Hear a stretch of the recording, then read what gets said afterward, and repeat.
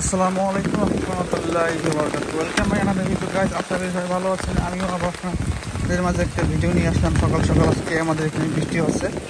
এই বৃষ্টি অনেক দিন দিয়ে হয় না দেওয়া, মানে আকাশে ডাকাডাকি মেঘ, কিন্তু বৃষ্টি হয় না। অবশ্যই আল্লাহর রহমতে আজকে সেই রহমতের বৃষ্টি হচ্ছে। তো এই দেখতে পাচ্ছেন আমাদের এলাকায় বৃষ্টি আজকে সকাল থেকে। তো আকাশে বৃষ্টি হওয়া, সারাদিন বৃষ্টি হওয়ার আশঙ্কা বেশি আছে মনে হয় যৎসম্ভব। তো আকাশে ডাকতেছে, এদিকে অনেকেই জমিতে কাজ করতেছে। তা আমিও হয়তো বৃষ্টি হলে কালকে সার দেবো জমিতে। বৃষ্টিটা খুবই দরকার ছিল, কারণ এই এমন ধরনের জমিতে আসলে অত আমরা সেচ দিয়ে পানি দিই না। এই যে আল্লাহর রহমতে যে বৃষ্টি হয়, সেই বৃষ্টির পানি দিয়ে কিন্তু আমাদের জমিতে আসলে আবাদ হয়। তো আমি এখন যাবো, যে আমার ডার্কি বসা আছে এখানে, সেটা দেখার জন্য যাব। মাছ পড়ছে কি করে নাই, কালকে বসা শুয়ে গেছিলাম, এখনও আসিনি, এই আর কি। এই যে, তো চলুন দেখা যাক আজকে বৃষ্টি কতটুকু পর্যন্ত হয়।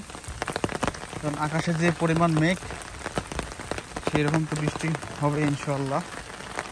এই বাবার যে রাস্তাঘাট সব কিছু হয়ে গেছে, রাস্তাঘাট সব কিছু হয়ে গেছে। তো এই বৃষ্টিতে আসলে অনেক উপকার হয়েছে এই জমিগুলার। সাবধানে তো যাই। এই যে আমন ধানে যে পানি কিন্তু অনেক হয়ে গেছে, বৃষ্টি কিন্তু কম হয় নাই, বৃষ্টি মোটামুটি ভালো হয়েছে। এই দেখতে পাচ্ছেন পানি কিন্তু জমিতে দেখা যাচ্ছে, এই যে জমিতে দেখা যাচ্ছে।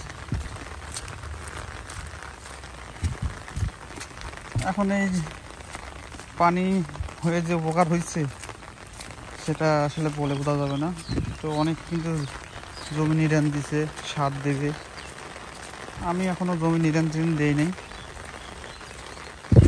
তো কামলাও খুঁজে পাই না। তো দুইটা পাচ্ছিলাম, সেই দুইটা আসলে অনেক দাম চায়, এই জন্য আসলে পুষে ঘাস হয় না। যাই হোক, দেখি এই যে ডার্কি এখানে আইছি, মাছ পরে কি করবো না, দেখা যাক। এটা এই জমিতে এগুলো আবার জমি চাষ করলে হয়তো আবাদ হতো, কারণ পানি পুরো জমি শুকিয়ে গেছে।